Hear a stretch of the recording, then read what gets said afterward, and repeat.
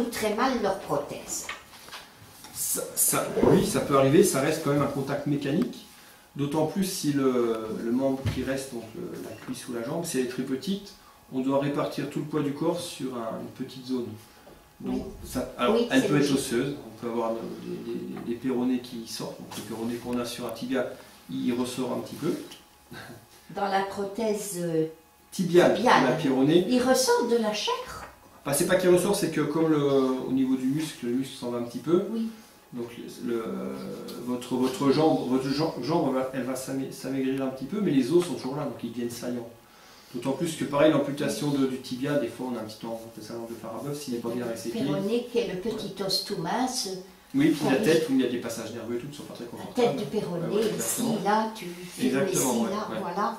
Là, le péroné Enfin voilà, donc, ici. il peut y avoir des soucis là-dessus. Donc oui. Si on a peu de surface, il faut répartir le poids sur peu de surface, donc c'est forcément des appuis. Et aujourd'hui, on est beaucoup aidé par les manchons. Oui, et puis il y a aussi la personne diabétique qui s'infecte qui a facilement des plaies infectées. Voilà. Alors ensuite, oui, alors on peut distinguer justement, comme vous l'aviez expliqué d'ailleurs, deux types d'amputés. Les amputations suite à un accident dans la jeunesse ou chez le jeune adulte, ou bien de naissance, alors sans amputation. Ça existe, une agénésie, oui. Voilà. Ou alors les personnes âgées. Et les problèmes sont différents.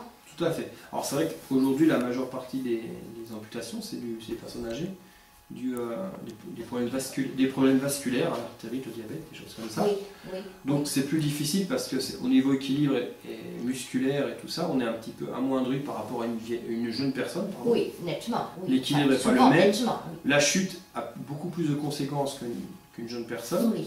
Donc on va essayer de faire des prothèses le plus stable possible. Donc on va passer avec des genoux, comme on l'a vu tout à l'heure, qui se bloquent pour éviter la chute.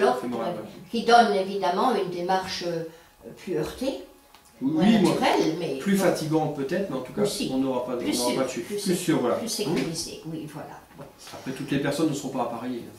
Voilà. Alors la rééducation. Vous m'avez parlé d'une rééducation avant la pose d'une prothèse provisoire. Voilà. Pourquoi? Donc ce qui est important, alors cette période est assez petite, entre l'amputation, elle devrait être petite, après elle peut être longue. Oui, donc c'est nécessaire en fait d'avoir une petite compression de la cuisse ou de la jambe, parce qu'on a parlé de l'œdème post-opératoire. Oui. L'œdème va vite partir, donc si dès le début on peut un peu le comprimer, ça veut dire qu'il faut mettre des bandes élastiques la journée. Oui. Ça c'est fait par les hôpitaux, par les infirmières. Oui, ton rôle. Voilà. Donc pour que cette jambe, cette cuisse réduise assez vite. Alors, en quoi va consister cette rééducation? Il ne peut pas marcher. Non, mais il y a des mobilités articulaires. Donc, par exemple, on est amputé au niveau du genou. Oui. Il va falloir garder l'amplitude du genou et de la hanche au-dessus. Si on reste assis pendant 3 semaines sans bouger, on ne peut plus étendre sa hanche, étendre le genou, exactement. Et la prothèse, les aliments vont être... la marche sera compromise.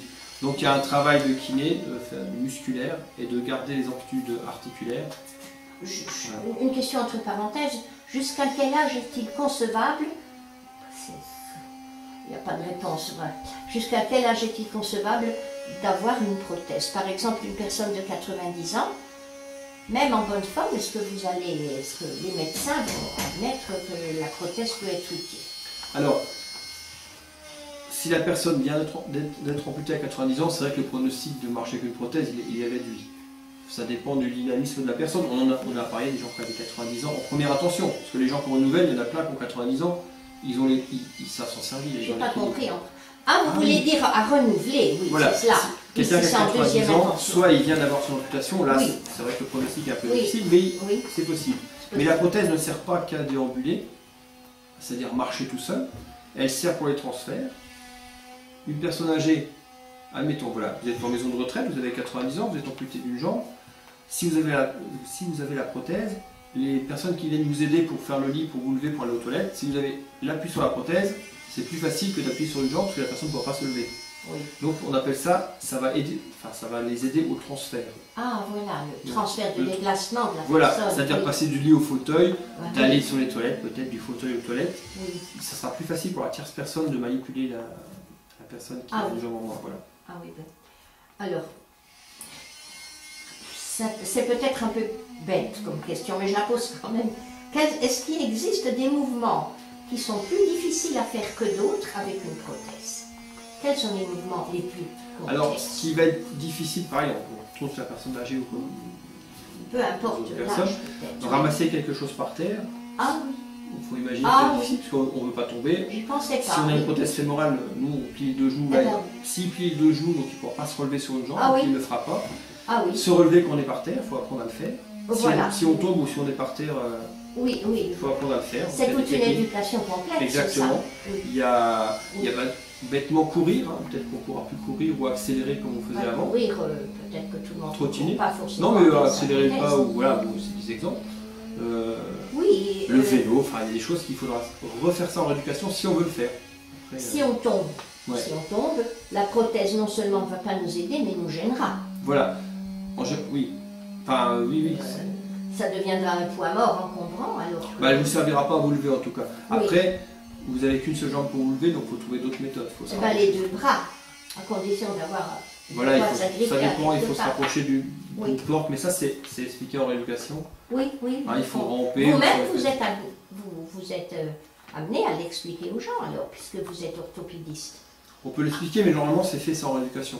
Mais vous ne faites pas la rééducation, vous personnellement. Non. Vous ne chargez pas de la rééducation, sans décliner. On va relever les défauts de marche pour l'expliquer au patient. Un ancien patient qui revient, on va lui dire. Ou alors quand c'est des nouveaux pieds, on va lui expliquer comment ça marche, ou les nouveaux genoux. Voilà. Mais cet entretien, il faudrait normalement un entretien périodique pour apprendre à se relever. Parce que ça s'oublie. Si vous tombez jamais, il suffit que vous tombez une fois, vous savez plus. Ça, je ne saurais pas vous dire, mais je pense pas, une fois qu'on l'a appris techniquement. Après, on se débrouille. Non.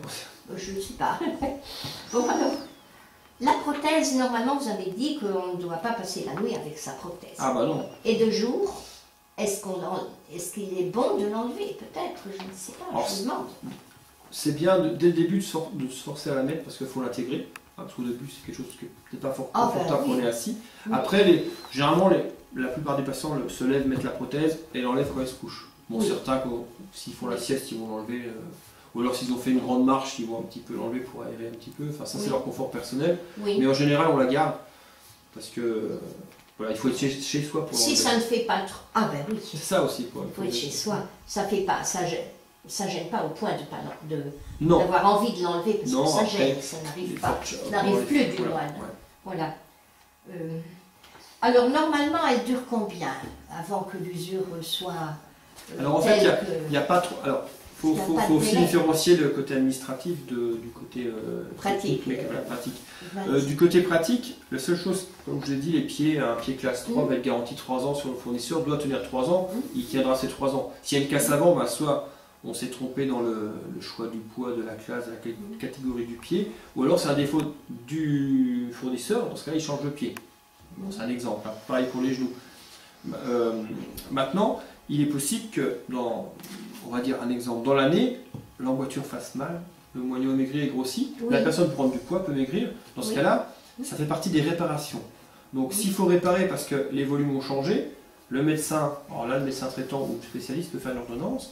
Le patient a grossi, il a maigri, c'est pas sa faute, il va pas. S'il a grossi, qu'il ne marche pas, c'est le cercle vicieux. Donc ça, c'est des réparations. Donc, je ne vais pas exagérer, on peut faire autant de réparations qu'on veut, pas tous les mois, mais voilà. C'est pris en charge. C'est pris en charge, il faut le justifier. Ça, c'est une chose. Ah oui. Voilà. Après, pour le renouvellement complet de la prothèse, il y a. Après, bon, je ne suis plus au courant des derniers textes, mais il n'y a pas de texte qui dit une prothèse a duré 3 ans, 4 ans, 5 ans. En fait, aujourd'hui, ce qui fait la période minimale de renouvellement, c'est surtout. L'exemple, on met un pied classe 3, c'est écrit dans les textes qui doit durer 3 ans. Donc si un médecin conseille, forcément, on renouvelle une prothèse avec un pied classe 3 qui a moins de 3 ans, il va dire c'est anticipé et il aura raison. Sauf si ça peut être justifié, je ne sais pas quelle raison. Voilà. Donc ça veut dire qu'une prothèse, avant de la renouveler, il faut au moins qu'elle ait 3 ans. Comme il y a 2 prothèses, on ne renouvelle pas en même temps, on en profite pour décaler un petit peu. Souvenez-vous, je vous ai dit qu'il y a toujours la Sécu entretient 2 prothèses, une prothèse de secours, une deuxième mise. Alors la personne, elle a de toute façon une prothèse en réserve. Toujours, parce que si le jeu sceptique est cassé, s'il trouve que son jeu, des genoux, les genoux par exemple que vous avez vu l'électronique, ont besoin d'une révision annuelle, biannuelle. Oui. Voilà. Ah, une révision. Ouais, parce que oui, on fait une petite parenthèse sur les délais. Ces prothèses, les genoux qu'on a vu tout à l'heure, qui sont... enfin, je vous nous montrerai après. Oui, puis qui nécessitent, vous savez, les tests de périmètre et de vitesse de marche et de descente d'escalier. Elles sont prises en charge pour 5 ans. Donc elles doivent durer 5 ans, avec 4 révisions ou 3 révisions, ça dépend si c'est biennal ou annuel. Donc la Sécu a dit, ok, je vous rembourse, parce que c'est pas des prothèses qui sont assez chères, hein, des genoux qui sont chers, c'est de genoux remboursés 15 000 euros. 15 000 euros. Le genou, après plus la prothèse, c'est peut-être des prothèses, alors pareil, entre 20 000 et 25 000 euros c'est possible. Ouais. Donc elle a dit, on est d'accord, parce que ça apporte un plus au patient, mais il faut que les fournisseurs garantissent cette prothèse 5 ans. Alors le fournisseur, je parle autant des pièces. Je parle des pièces, hein, c'est-à-dire que le genou du pied, il faut que ça dure 5 ans. Toutes les pièces garantissent 5 ans. L'emboîture, c'est autre chose. En 5 ans, le monsieur peut... Oui, l'emboîture, c'est... Ça peut être changé parce que c'est plus adapté, voilà. Il faut qu'elle soit bien adaptée au début, on est d'accord. Ils ne vont pas contester si le médecin... Mais par contre, le genou à ce prix-là, et pour ce faire, le fournisseur, on doit envoyer ce genou en révision une fois par an ou tous les 2 ans. Il va le réviser. Il y a un prix forfaitaire. De toute façon, il a une prothèse de rechange, vous avez dit. Alors, celle-là aussi. Non, oui, il a une prothèse de rechange, mais pour les genoux électroniques, donc... Ah oui, il n'y a pas de genou électronique de rechange. Ils n'en font pas 2, ça coûte trop cher. On met une autre prothèse à côté. Ah oui, d'accord. Voilà. Sachant que lorsqu'on fait réviser un genou, le fournisseur prête un genou de rechange si le patient ne peut pas rester 10 jours, 15 jours avec l'autre prothèse qui est du coup beaucoup moins stable. Oui, et puis dont il n'a pas ou plus l'habitude. Voilà.